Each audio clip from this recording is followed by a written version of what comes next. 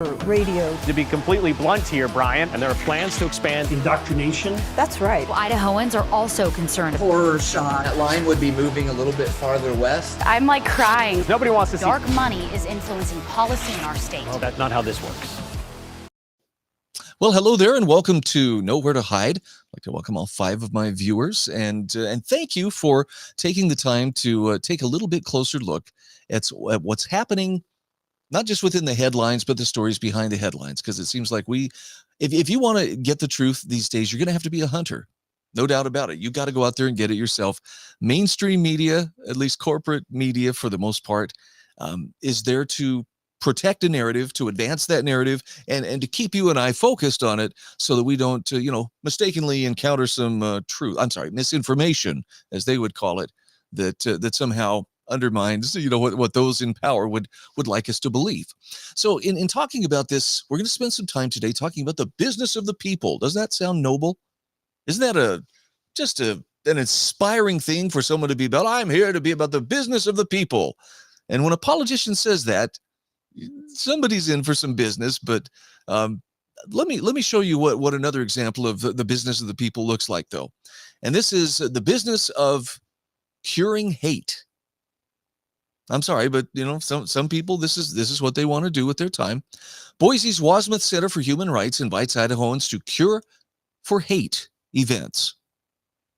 Now, look, I'm not going to try and pretend people behaving hatefully, that's a good thing. We all know it's not.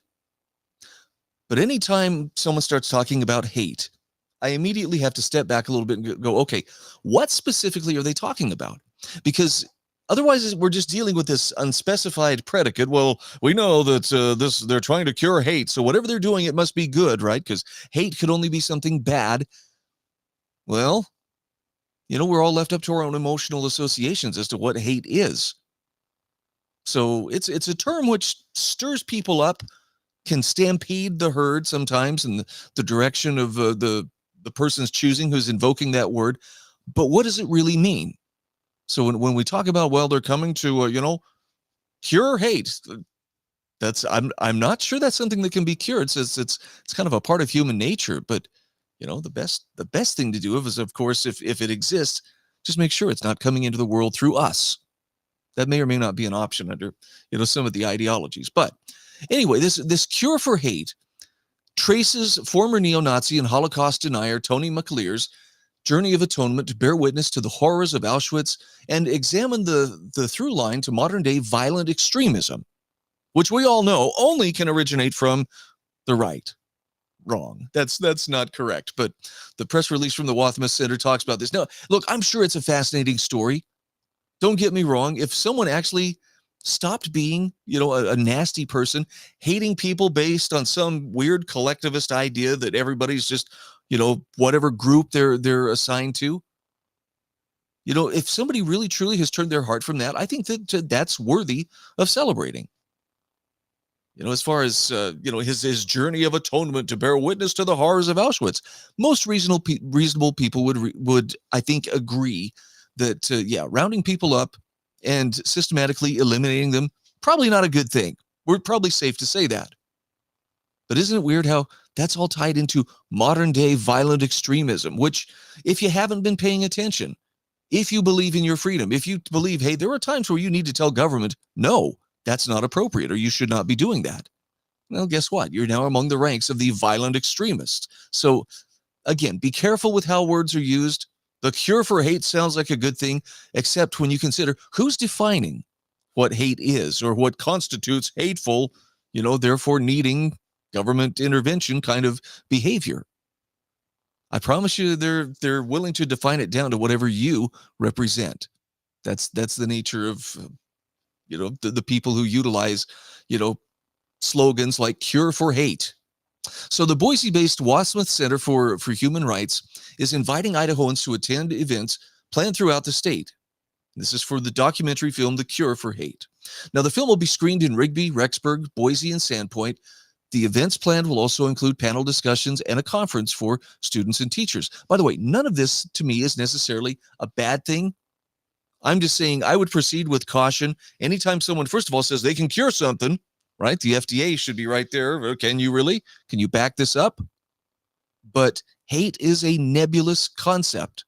And to people who want control, it's a very useful tool to accuse someone of hate, send them scurrying for cover, while in the meantime, you've had to do nothing to provide any kind of tangible proof of, what they allegedly did. Just the accusation is enough. Now, look who teams up to make this possible.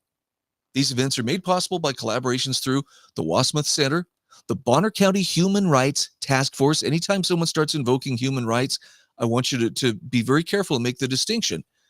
Do the rights that they're talking about increase your obligations to government? In other words, does it increase government or someone else's power over you through obligations, or does it limit government's power over you?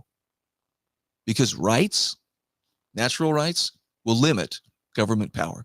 The other kind, the made-up rights, increase its power over you. You can guess who's in favor of what. Now, they also include the Cure for Hate film team, the Boise State University School of Public Service, Boise State Writing Project, Jefferson County School District, and Brigham Young University, Idaho, as well as other educators and grassroots organizers. Now, again, it's probably not a bad thing, right? I mean, it's not a bad thing to see someone who found their way out of a collectivist, hate-motivated group into what we hope is polite society, not just into, hopefully they didn't find themselves into this collectivist Marxist group now that seems very, determined to accomplish its goals with violence if necessary. But for some reason, the corporate media gives them sort of a weird blind eye. Well, it's mostly peaceful anyway, I think is the term they like to use. Okay, here's another example, again, of mainstream concern, right? This is from Idaho Capitol Sun.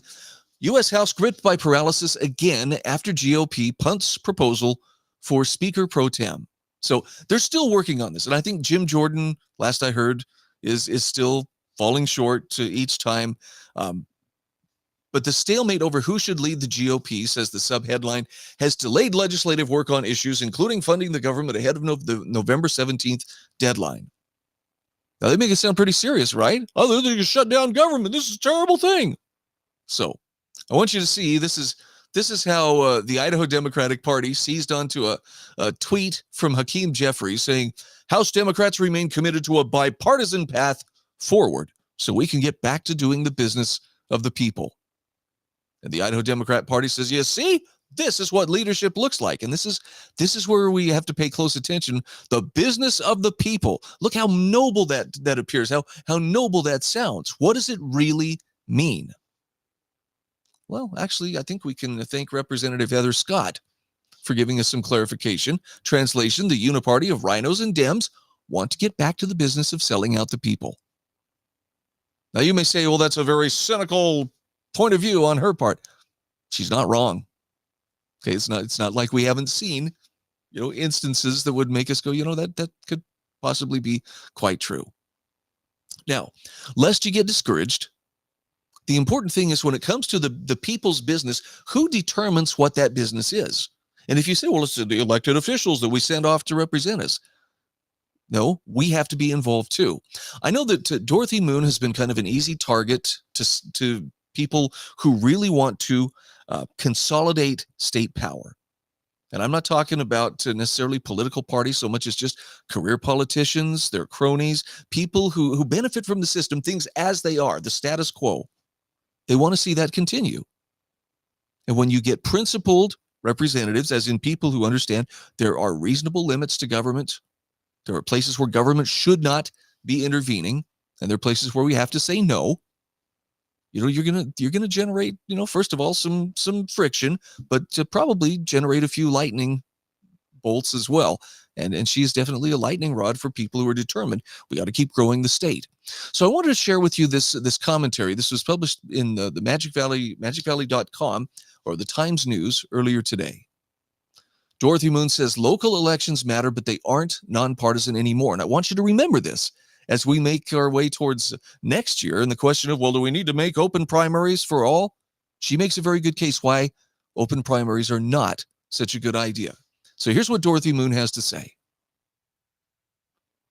She says races for mayor, city council, school board, and other municipal offices are technically nonpartisan, so you won't see party affiliation on the ballot. Now, the original idea was that these candidates for these positions would rise above party politics and work directly for their constituents.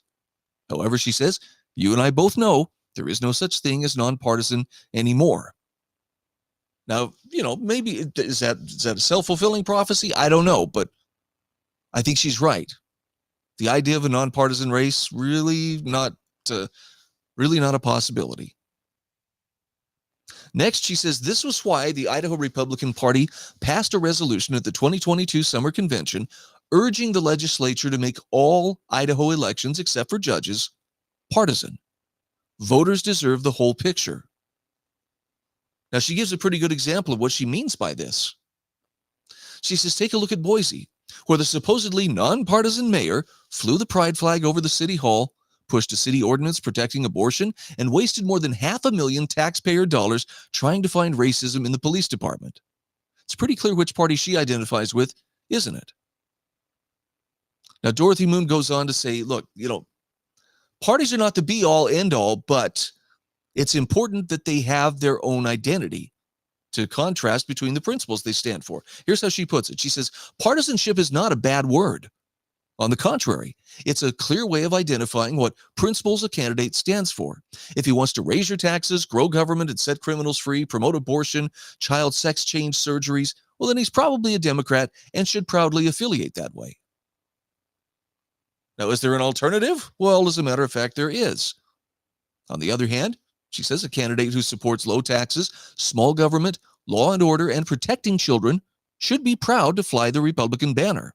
Our platform stands for faith, family, and freedom, and we are not ashamed of that.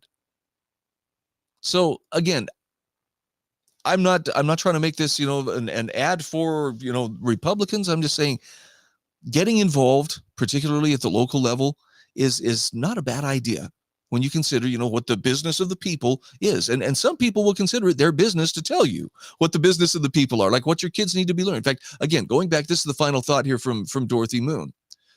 She says, make no mistake, these elections matter. Your mayor, council members, and school board trustees have more influence over your quality of life than presidents or senators. Do you see what she's saying? They decide what your children are learning in school, how much you pay in property taxes, how much police coverage your community will have, and what kind of parks and amenities your family will enjoy. Again, she's not wrong here. So if you want to be involved, then look to the party platforms. Yes, things can happen outside of there, but for the time being, if you are looking for organized effort, political parties are where you're going to find them. There are some very clear differences. And the hardest thing right now, it appears, at least in Idaho, is finding those legislators who will not only pledge that this is the platform that I want to go out and represent, but then live up to it. They, sometimes they don't want to be held accountable if they don't live up to it. So, I mean, it's going to be interesting to watch.